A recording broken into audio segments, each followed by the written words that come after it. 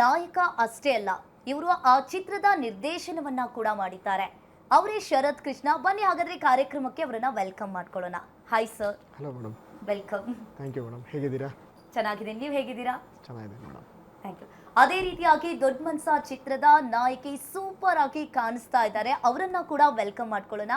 Hi ma'am. Hi, ಹೇಗಿದ್ದೀರಾ ನೀವು? ಚೆನ್ನಾಗಿದ್ದೀನಿ, ನೀವು ಹೇಗಿದ್ದೀರಾ? I am good, thank you. Yes sir, ಫಸ್ಟಿಗೆ ನಿಮಗೆ ದೊಡ್ಡ ಮನ್ಸ ಯಾಕೆ ಸರ್, ಇದೇ ನೇಮ್ನ ನೀವು ಯಾಕೆ ಚೂಸ್ ಮಾಡಿದ್ರಿ? ಅಂದರೆ ಕ್ಯಾಚಿ ಆಗಿದೆ ಅಂತ. ಯಾವುದೇ ಒಂದು ಟೈಟ್ಲ್ ಆಗಿರಲಿ, ಅದು ಕೇಳಿದ ತಕ್ಷಣ ರಿಜಿಸ್ಟರ್ ಆಗಬೇಕು ಒಂದು, ಆಮೇಲೆ ಹೇಳೋದಕ್ಕೂ ತುಂಬ ಈಸಿ ಆಗಿರಬೇಕು. ಸೊ ಈ ದೊಡ್ಡ ಮನುಷ್ಯ ಅನ್ನೋ ಟೈಟ್ಲು ಆಲ್ಮೋಸ್ಟ್ ನಾವು ದಿನನಿತ್ಯ ಬಳಸುವಂಥ ಪದಗಳಲ್ಲಿ ಒಂದು. ಏನಪ್ಪ ಭಾರಿ ದೊಡ್ಡ ಮನುಷ್ಯ ಆಗ್ಬಿಟ್ಟಿದ್ಯಾ, ಅವ್ನು ಬಿಡಪ್ಪ ದೊಡ್ಡ ಮನುಷ್ಯ, ಓ ಬಿಡು ಬಿಡು ದೊಡ್ಡ ಮನುಷ್ಯ, ಅದೇ ಈ ಥರದ್ದೊಂದು ಟೈಟ್ಲ್ ಅಲ್ಲ. ಸೊ ಹಾಗಾಗಿ ಇದನ್ನು ತುಂಬ ಕ್ಯಾಚಿ ಆಗಿರುತ್ತೆ ಆ್ಯಂಡ್ ಅಗೈನ್ ಕೇಳೋದಕ್ಕೂ ಕೇಳಿದ ತಕ್ಷಣ ರಿಜಿಸ್ಟರ್ ಆಗುತ್ತೆ ಅನ್ನೋ ಒಂದು ಕಾನ್ಸೆಪ್ಟ್ ಮೇಲೆ ಇದನ್ನ ಇಟ್ಟಿದ್ದು. ಸರ್, ಇನ್ ಟ್ರೈಲರ್ ಅಲ್ಲಿ ನಾನು ಒಂದು ಡೈಲಾಗ್ ಕೇಳಿದೆ, ಏನಂತ ಅಂದ್ರೆ ದುಡ್ಡಿದ್ದವ್ರು ಮಾತ್ರ ದೊಡ್ಡ ಮನುಷ್ಯ ಅಲ್ಲ, ದೊಡ್ಡ ಮನಸ್ಸಿರೋರು ದೊಡ್ಡ ಮನುಷ್ಯ ಅಂತ ಹೇಳಿದ್ದೀರಾ. ಸಖತ್ತಾಗಿ ಕ್ಯಾಚಿ ಆಗಿದೆ. ಯಾಕೆ ಆ ಡೈಲಾಗು ನೀವು ಹುಡುಕಿದ್ರಿ? ಅದೇ ಡೈಲಾಗ್ನ ಯಾಕೆ ಹೇಳಿದ್ರಿ? ಅಂದರೆ ಆ ಕತೆ ಆ ಥರ ಇದೆ ಮೇಡಮ್. ನಮ್ಮ ಸಿನಿಮಾ ಕತೆ ಏನು ಕೊಟ್ಟಿದೆ ಅಂತ ಹೇಳಿದ್ರೆ, ಒಬ್ಬ ಒಳ್ಳೆ ವ್ಯಕ್ತಿ ಒಂದು ಒಳ್ಳೆ ಮನಸ್ಸಿಂದ ಏನನ್ನೆಲ್ಲ ಸಂಪಾದನೆ ಮಾಡ್ಬೋದು, ಏನನ್ನೆಲ್ಲ ಗಳಿಸ್ಬೋದು. ಈಗ ನಾವು ಅನ್ಕೊಳ್ಳೋದು ದುಡ್ಡಿದ್ದವನು ಮಾತ್ರ ದೊಡ್ಡ ಮನ್ಸ ಅನ್ನೋದು, ಅದಲ್ಲ. ಸೊ ಒಳ್ಳೆ ಮನ್ಸಿದ್ರು ಕೂಡ ಅವ್ನು ದೊಡ್ಡ ಮನ್ಸಾನೆ. ಯಾಕೆಂದ್ರೆ ಎಂಡ್ ಆಫ್ ದ ಡೇ ಅವನಿಗೆ ಆ ಒಂದು ಗೌರವ ಸಿಗುತ್ತೆ. ಸೊ ಇಡೀ ಸಿನಿಮಾದಲ್ಲಿ ಆ ಒಂದು tag line complete screen play ಮೇಲೆ ಬೇಸ್ಡ್ ಆಗಿರುತ್ತಲ್ಲ. ಸೊ ಹಾಗಾಗಿ ಅದೊಂದು ಟ್ಯಾಗ್ ಲೈನ್ ರಿಜಿಸ್ಟರ್ ಮಾಡ್ಕೊಂಡು ಹೋಗ್ತಾ ಇದೀವಿ. ಹೌದು, ಆಕ್ಚುಲಿ ಸಾಂಗ್ ಕೂಡ ಸಖತ್ತಾಗಿ ಬಂದಿದೆ, ಆಮೇಲೆ ಟ್ರೇಲರ್ ಕೂಡ ಸಿಕ್ಕಾಪಟ್ಟೆ ಅದ್ಭುತವಾಗಿ ಬಂದಿದೆ. ಆ ಟ್ರೇಲರ್ ಬಗ್ಗೆ, ನಿಮ್ಮ ಚಿತ್ರದ ಬಗ್ಗೆ ಯಾವ ರೀತಿಯಾಗಿ ಪ್ಲಾನ್ ಮಾಡ್ಕೊಂಡ್ರಿ? ಈ ಚಿತ್ರಕ್ಕೆ ಇದೇ ಟೈಟಲ್ ಅನ್ನ ಇಡ್ಬೇಕು ಅಂತ ಹೇಳಿ ಹೇಗೆಲ್ಲ ಪ್ಲಾನ್ ಇತ್ತು ನಿಮ್ಗೆ ಈ ಚಿತ್ರವನ್ನ ಮಾಡೋದಕ್ಕೆ? ಫಸ್ಟ್ ಆಫ್ ಆಲ್ ಅದು ಟ್ರೈಲರ್ ಇನ್ನ ನಾವು ಬಿಟ್ಟಿಲ್ಲ, ಟೀಸರ್, ಆಕ್ಷನ್ ಟೀಸರ್ ಅಂತ ಬಿಟ್ಟಿದ್ವಿ. ಸೊ ಹಾಗೆ 2 ಸಾಂಗ್ ಬಿಟ್ಟಿದೀವಿ ಈಗ. ಸೊ ಓವರ್ ಆಲ್ ನಮಗೆ ಫಸ್ಟ್ ನಾವು ಟೈಟ್ಲು ತಗೊಂಡಿದ್ದು ಅಂದ್ರೆ ಹೇಗೆ ಅಂತ ಹೇಳಿದ್ರೆ, ಫಸ್ಟ್ ಸಿನಿಮಾ ಮಾಡಿ ಆಮೇಲೆ ಟೈಟ್ಲ್ ಇಟ್ಟಿದ್ದಲ್ಲ. ಫಸ್ಟ್ ಟೈಟ್ಲು ನಮಗೆ ಅನ್ಎಕ್ಸ್ಪೆಕ್ಟೆಡ್ ಆಗಿ ಫ್ರೆಂಡ್ಸ್ ಗ್ಯಾಂಗ್ ಅಲ್ಲಿ ಕೂತ್ಕೊಂಡು ಮಾತಾಡ್ತಾ ಯಾರೋ ಏನೋ ಹೇಳಿದಾಗ ಅದು ನನಗೆ ದೊಡ್ಡ ಮನ್ಸ ಅಂತ ಟ್ರಿಗರ್ ಅಂದ್ರೆ ಕೇಳಿಸ್ತು. ಅದು ಕೇಳಿಸಿದ ತಕ್ಷಣ ಟೈಟ್ಲು ಚೆನ್ನಾಗಿದೆಯಲ್ಲ, ಇದನ್ನ ಇಟ್ಕೊಂಡು ವರ್ಕ್ ಮಾಡೋಣ ಅಂತ ಹೇಳಿದಾಗ, ಓಕೆ ದೊಡ್ಡ ಮನುಷ್ಯ ಅನ್ನೋ ಟೈಟ್ಲು ಒಂದು ಕಮರ್ಷಿಯಲ್ ಟೈಟ್ಲಾಗಿ ಕಾಣಿಸ್ತಾ ಇದೆ. ಸೊ ಅದೊಂದು ತುಂಬ ಇಂಪ್ಯಾಕ್ಟ್ ಮಾಡ್ತಾ ಇದೆ, ಆ ಟೈಟ್ಲಿಗೊಂದು ವೆಯ್ಟೇಜ್ ಇದೆ. ಸೊ ಇದನ್ನ ನಾವು ಯಾವ ರೀತಿ ಪ್ರೆಸೆಂಟ್ ಮಾಡಬೇಕು ಅಂತ ಹೊರಟಾಗ, ಒಂದು ಆಟೋ ಡ್ರೈವರ್, ಈಗ ಕಮರ್ಷಿಯಲ್ ಎಲಿಮೆಂಟ್ಸು, ಆಮೇಲೆ ಒಂದು ಕಮರ್ಷಿಯಲ್ ಸಿನಿಮಾ ಅಂತ ಬಂದಾಗ ಅದನ್ನ ಪ್ರೆಸೆಂಟ್ ಮಾಡುವಂಥ ಕ್ಯಾರೆಕ್ಟರ್ ಕೂಡ ತುಂಬ ಇಂಪಾರ್ಟೆಂಟ್ ಆಗುತ್ತೆ. ಸೊ ಆ ನಿಟ್ಟಿನಲ್ಲಿ ನಾವು ಯೋಚನೆ ಮಾಡಿದಾಗ ಆಟೋ ಡ್ರೈವರ್ ಕ್ಯಾರೆಕ್ಟರ್ ತಗೊಳ್ಳೋಣ. ಸೊ ಆಟೋ ಡ್ರೈವರು ಒಬ್ಬ ದೊಡ್ಡ ಮನ್ಸ ಹೇಗಾಗ್ತಾನೆ ಸಿನಿಮಾದಲ್ಲಿ, ಈ ಒಂದು ಸ್ಟೋರಿ ಲೈನ್ನ ಬಿಲ್ಡ್ ಮಾಡ್ತಾ ಹೋಗೋಣ ಅಂತೇಳಿ ಆ ರೀತಿ ಸ್ಟಾರ್ಟ್ ಆದಂಥ ಒಂದು ಸಿನಿಮಾ ಇದು. ಹಾಗೆ ಈಗ ಬಿಟ್ಟಿರೋಂಥ ಆ್ಯಕ್ಷನ್ ಟೀಸರ್ ಆಗಿರ್ಬೋದು, 2 ಸಾಂಗ್ ಆಗಿರ್ಬೋದು, ತುಂಬ ಒಳ್ಳೆ ರಿವ್ಯೂಸ್ ರೆಸ್ಪಾನ್ಸ್ ಇದೆ. ಅದರಿಂದ ನಮಗೆ ಖುಷಿ ಇದೆ ಮೇಡಮ್. Yes sir. ಮೇಡಮ್, ನಿಮಗೆ ಕೇಳಿಸ್ತಾನೆ ಸರ್?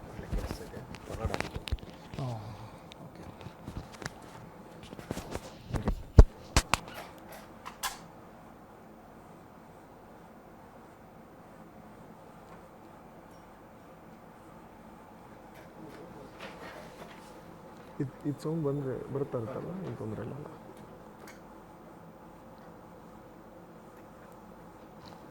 ಸೌಂಡ್ ಬರ್ತಾ ಇಲ್ಲ. ದೊಡ್ಡ ಮನುಷ್ಯ ಚಿತ್ರದ ನಾಯಕಿ ಶಿಲ್ಪಾ ಶಿವಕುಮಾರ್, ನಿಮ್ಮ ಪಾತ್ರದ ಬಗ್ಗೆ ಹೇಳಿ, ಯಾವ ರೀತಿಯಾಗಿದೆ ಪಾತ್ರ? ಆ್ಯಕ್ಚುಲಿ ಪಾತ್ರ ನನಗೆ ಬಂದು ಸುನಿಲ್ ಸರ್ ಆಗಲಿ ಶರತ್ ಸರ್ ಆಗಲಿ ಹೇಳಿದಾಗ, it's not normal based love story ಅನಿಸ್ಲಿಲ್ಲ ನನಗೆ. ಇಟ್ಸ್ ಲೈಕ್ ಯೂನಿಕ್ ಅನ್ನಿಸ್ತು ನನಗೆ. ಸೊ ಇವ್ರ ಕತೆ ಹೇಳಿದ ತಕ್ಷಣ ನಂದು ಆ್ಯಕ್ಚುಲಿ ಶೂಟ್ ಆಗಿತ್ತು ಅವ್ರದ್ದು. ಸೊ ಮಿಡ್ಡಲ್ಲಿ ನಾನು ಬಂದಿದ್ದು. ಸೊ ಬಂದಾಗ ಅದನ್ನ ಕತೆ ಹೇಳಿದಾಗ ನನಗೆ ಕನೆಕ್ಟ್ ಆಯಿತು.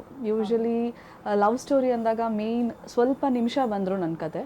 ಸೊ ತುಂಬ ಮಹತ್ವ ಕೊಟ್ಟಿದ್ದಾರೆ, ತುಂಬ ವೆಯ್ಟೇಜ್ ಇದೆ, ತುಂಬ ವ್ಯಾಲ್ಯೂ ಇದೆ ಆ ಕ್ಯಾರೆಕ್ಟರ್ಗೆ. ನಾನು ಅದನ್ನು ಪ್ಲೇ ಮಾಡಬೇಕಾದ್ರೆ ಇಷ್ಟ ಆಯಿತು ನನಗೆ. ಇಲ್ಲ ಅನ್ನೋಕ್ಕೆ ಮನಸ್ಸೇ ಬರಲಿಲ್ಲ. ವೆನ್ ದೇ ಸೆಡ್ ಇಲ್ಲ ಮಾಡಿಬಿಡೋಣ ಅಂತ ಎಕ್ಸೆಪ್ಟ್ ಮಾಡಿದೆ. ಹೆಂಗೆ ಸೆಲೆಕ್ಷನ್ ಪ್ರೊಸೆಸ್ ಯಾವ ರೀತಿಯಾಗಿತ್ತು? ನಿಮ್ಮನ್ನೇ ಹೆಂಗೆ ಸೆಲೆಕ್ಟ್ ಮಾಡಿದ್ರು ಅವರು? ಆ್ಯಕ್ಚುಲಿ ಸುನಿಲ್ ಸರ್ ನನಗೆ ಪರಿಚಯ ಇದ್ದರು. ಇವರು ನನಗೆ ಅವ್ರ ಕೋ-ಡೈರೆಕ್ಟರ್, ಈಸ್ ನವ್ ಡೈರೆಕ್ಟರ್.